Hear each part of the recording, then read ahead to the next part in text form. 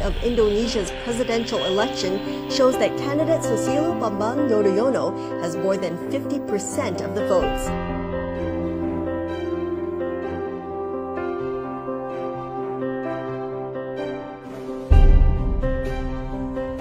Oktober 2004. Hari ini bagi SBY dan keluarga adalah hari yang sangat istimewa, juga hari yang bersejarah. SBY mengucapkan sumpahnya sebagai Presiden Republik Indonesia ke-6, presiden pertama yang dipilih langsung oleh rakyat melalui pemilu yang demokratis.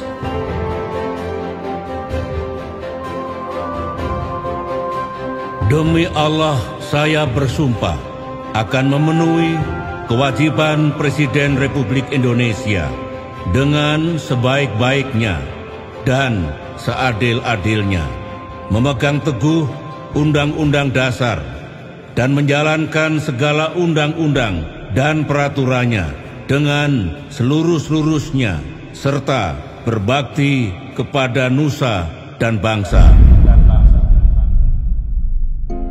SBY sadar persoalan bangsa segudang, permasalahan dan tantangan amat kompleks.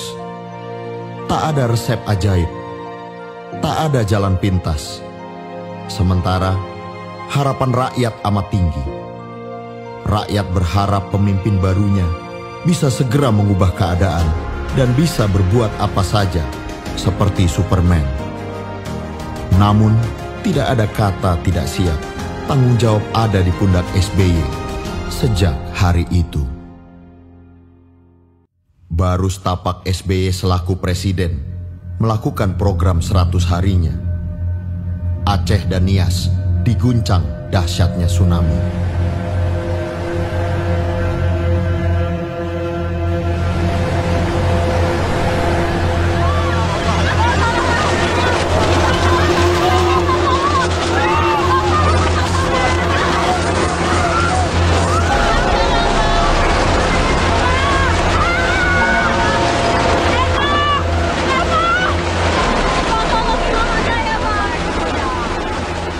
Bencana tsunami tersebut adalah bencana alam terbesar di awal abad 21. Dengan korban jiwa, harta benda, dan kerugian infrastruktur yang sangat besar. More than 11,000 people are now thought to have been killed in southern Asia after an undersea earthquake sent enormous waves rolling across the Indian Ocean.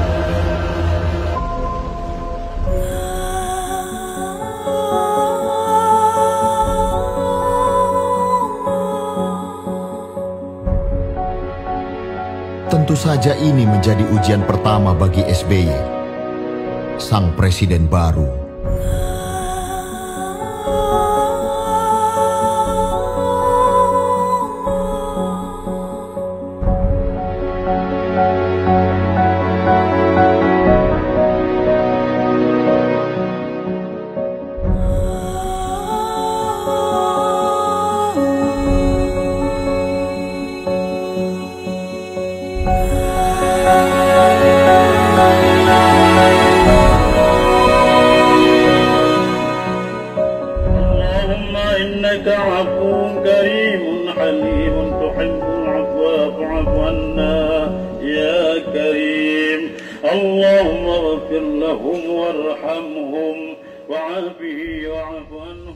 Situasi krisis memang membutuhkan manajemen krisis dari pemimpin yang tanggap.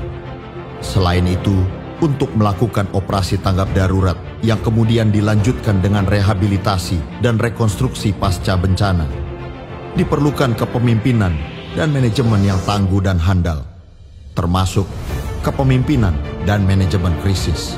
Apalagi waktu itu konflik bersenjata Aceh yang telah berlangsung lebih dari 30 tahun masih berkecamuk. Mengenang semuanya ini, SBY bersyukur kepada Tuhan dan berterima kasih kepada semua pihak yang bekerja luar biasa sehingga semua ujian besar itu dapat diatasi dan dilaluinya.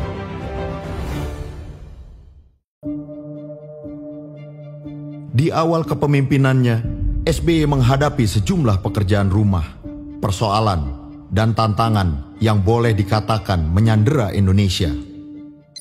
Apa pekerjaan rumah, persoalan, dan tantangan berat itu?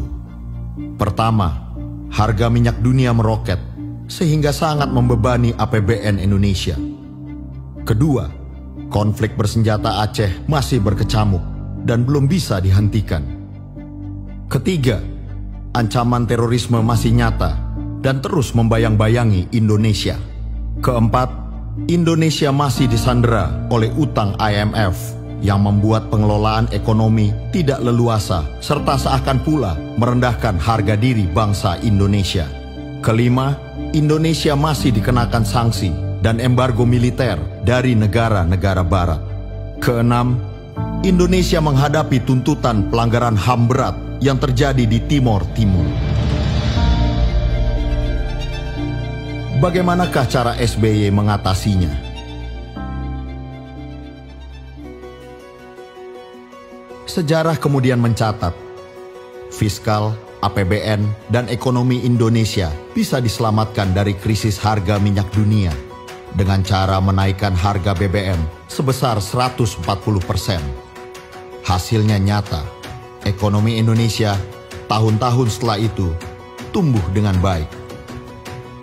Pemerintahan SBY terus bergerak melakukan upaya-upaya perdamaian.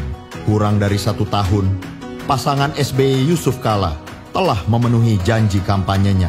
Konflik bersenjata Aceh telah bisa diselesaikan. The Indonesian government signed a historic peace deal with leaders of the Free Aceh Movement, or GAM, which ended the conflict in Aceh. Aceh tetap menjadi bagian dari NKRI dan kini menjadi kawasan yang aman dan damai. Ancaman terorisme pada masa kepemimpinan SBY telah dapat dikurangi secara signifikan. Para pentolannya telah berhasil dilumpuhkan. Kita akan lakukan langkah-langkah yang tepat untuk mencegah terjadinya aksi terorisme dan memberantas mereka-mereka yang masih saja ingin melaksanakan aksi-aksi itu. Dalam waktu yang sangat singkat, keseluruhan utang IMF telah dapat dilunasi pada tahun 2006 atau 4 tahun lebih cepat dari jadwal yang ada. Dengan diplomasi yang cerdas dan efektif, di akhir tahun 2005, sanksi dan embargo militer terhadap Indonesia telah dicabut. Sejak itu, Indonesia bebas menggunakan alutsista untuk menjaga keutuhan wilayahnya. Bahkan, pemerintahan SBY dapat melakukan modernisasi dan pembangunan kekuatan militer besar-besaran.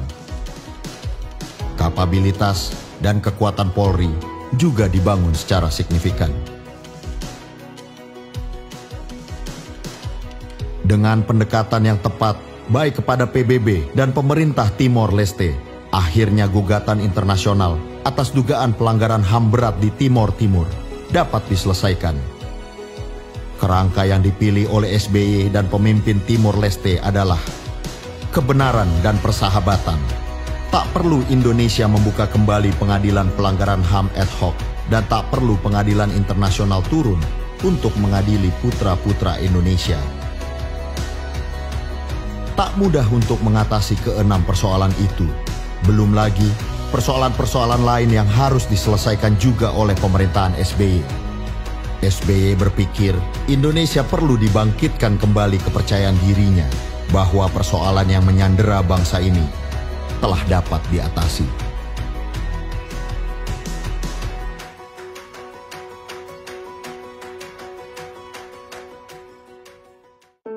Kendati dengan jujur, SBY mengakui tidak semua sasaran pembangunan ekonomi dapat dicapai.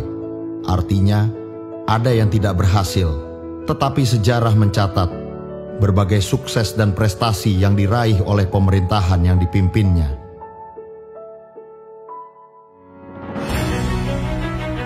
Pertumbuhan ekonomi selama 10 tahun rata-rata 6%, meskipun ada krisis ekonomi global tahun 2008-2009. Angka terendah terjadi di tahun 2009, sebesar 4,6% akibat diterpa dampak langsung dari krisis global. Sementara Pertumbuhan tertinggi pada angka 6,5% terjadi di tahun 2011. Angka 6% ini menjadikan Indonesia sebagai negara yang memiliki pertumbuhan ekonomi nomor 2 tertinggi di antara negara-negara G20 setelah Tiongkok. GDP meningkat 438,3%. APBN meningkat 439,3%. Pendapatan per kapita meningkat 350%. Debt to GDP ratio menurun dari 56,6% menjadi 24,7%. Rasio utang luar negeri menurun drastis dari 27,8% menjadi 7,8%. Cadangan devisa meningkat dari 36,3 miliar dolar menjadi 111,86 miliar dolar. Anggaran pendidikan meningkat tajam lebih dari 20% dari APBN.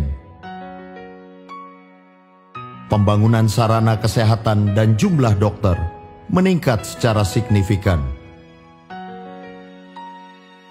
Perumahan rakyat layak huni dibangun secara intensif. Ketahanan pangan berhasil ditingkatkan menjadi lebih baik. Produksi ikan nasional meningkat dari 6,1 juta ton menjadi 18,9 juta ton. Penghasilan tamtama TNI, Polri, guru dan buruh yang selama ini relatif rendah meningkat dari Rp575.000 menjadi Rp4.380.000. Upah minimum regional buruh meningkat dari Rp458.500 menjadi Rp1.584.381. Pengangguran menurun dari 11% menjadi 5,7%. Angka kemiskinan menurun dari 16,7% menjadi 10,89%. Sekali lagi, memang tak semua bisa diwujudkan. Tetap ada kekurangan dan hal-hal yang belum bisa dicapai. Tetapi SBY telah memenuhi janji dan tekadnya.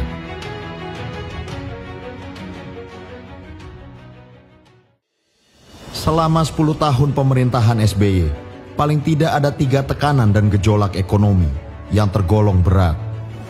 Pertama, meroketnya harga minyak bumi. Kedua, adalah dampak krisis ekonomi global di tahun 2008-2009. Ketiga, terjadinya tekanan terhadap ekonomi negara-negara emerging markets. Berdasarkan pemahaman atas krisis yang tengah dihadapi di tahun 2008 dan pengalaman Indonesia di tahun 1998, sebelum keadaan menjadi makin berat, pada tanggal 6 Oktober 2008, SBY mengeluarkan direktif presiden yang isinya merupakan arahan dan instruksi kepada jajaran pemerintah, termasuk para menteri, tentang strategi, kebijakan, dan tindakan yang perlu dilakukan untuk menyelamatkan Indonesia dari dampak krisis ekonomi global. Kerja keras Indonesia tidak sia-sia. Indonesia selamat, meskipun pertumbuhannya sempat anjlok 1 tahun. Namun, tahun berikutnya bangkit kembali, bahkan dengan angka yang spektakuler.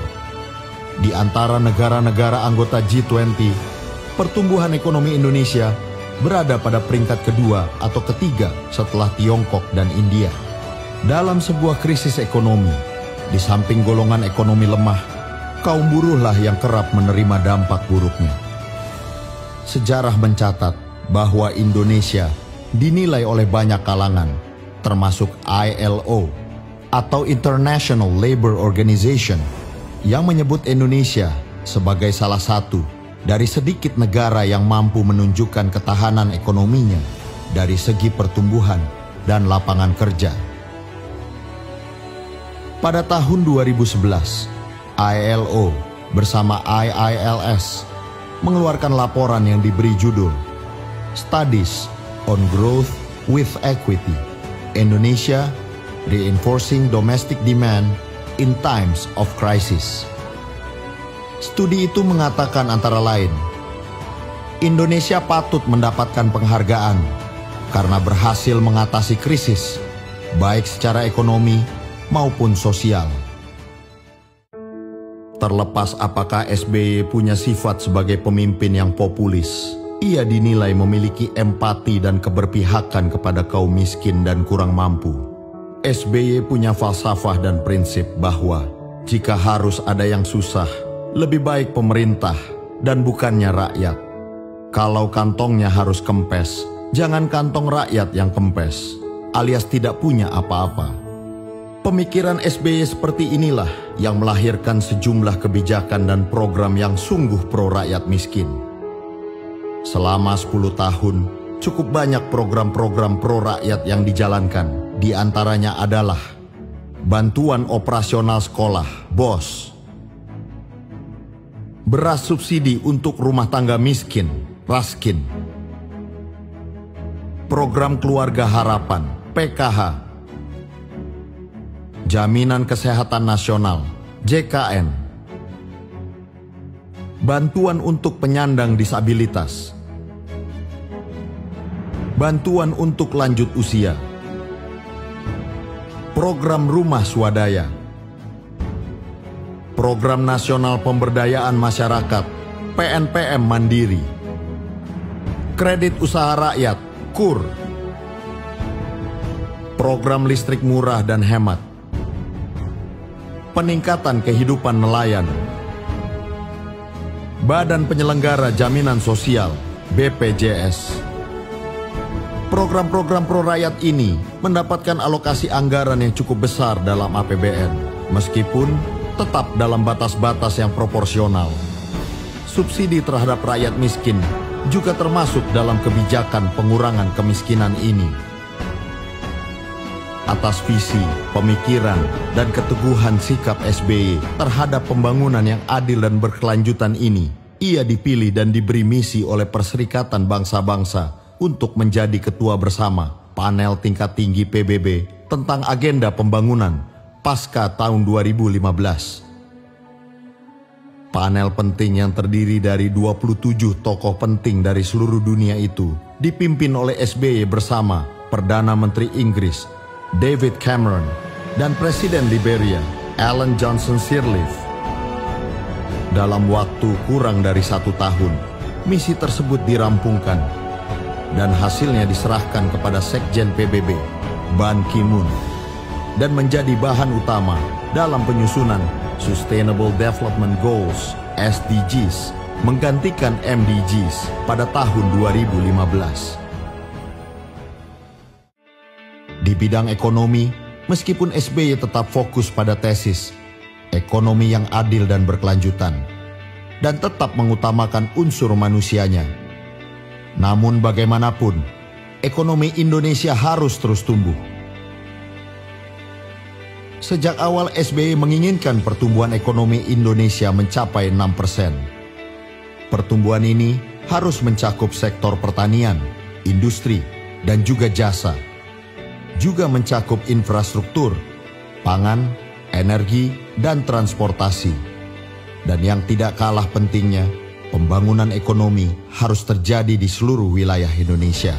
Pada tahun 2011, SBY meluncurkan Master Plan, sebuah rencana dan program strategis jangka panjang 2011 hingga 2025 yang kemudian diberi nama MP3EI. MP3EI atau Master Plan Percepatan dan Perluasan Pembangunan Ekonomi Indonesia dimulai dari pemikiran dan arahan strategis SBY selaku Presiden dan kemudian ditindaklanjuti oleh pembuatan Master Plan yang dilakukan secara maraton. Proses pembuatan MP3EI melibatkan jajaran pemerintahan pusat, pemerintahan daerah yang diwakili oleh para gubernur, Komite Ekonomi Nasional (KEN), Komite Inovasi Nasional (KIN), para ekonom, jajaran BUMN, jajaran dunia usaha swasta, serta unsur media massa. Nampaknya SBY benar, dibuktikan dengan banyaknya proyek-proyek ekonomi berskala besar yang dibangun di seluruh wilayah Indonesia, baik yang dalam kerangka MP3EI maupun yang bukan.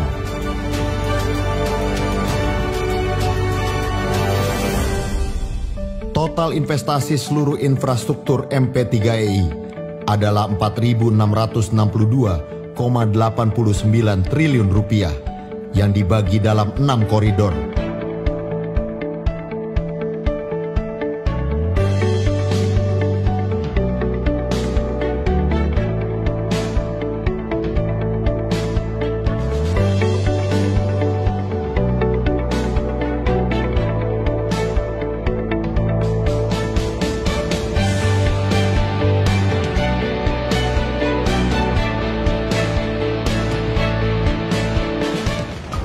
Di bidang infrastruktur, telah dibangun ratusan proyek yang tersebar di berbagai daerah. Di antaranya adalah pembangunan Bandara Kuala Namu, Sumatera Utara, dibangun sejak tahun 2007 dan diresmikan pada tahun 2013. Pembangunan MRT North-South di Jakarta dibangun sejak tahun 2013 dan diresmikan pada tahun 2019. Pembangunan Bandara Kertajati Majalengka dibangun sejak tahun 2013 dan diresmikan pada tahun 2018. Pembangunan Terminal 3 Bandara Soekarno-Hatta Jakarta dibangun sejak tahun 2011 dan diresmikan pada tahun 2016. Pembangunan Pelabuhan Internasional Maloi Kutai Timur dibangun sejak tahun 2013 dan diresmikan pada tahun 2017. Pembangunan Jembatan Pulau Balang Balikpapan dibangun sejak tahun 2013 dan diresmikan pada tahun 2019. Pengembangan Bandara Ngurah Rai Bali dibangun sejak tahun 2011 dan diresmikan pada tahun 2013. Pembangunan jaringan backbone serat optik di Papua Maluku dibangun sejak tahun 2014.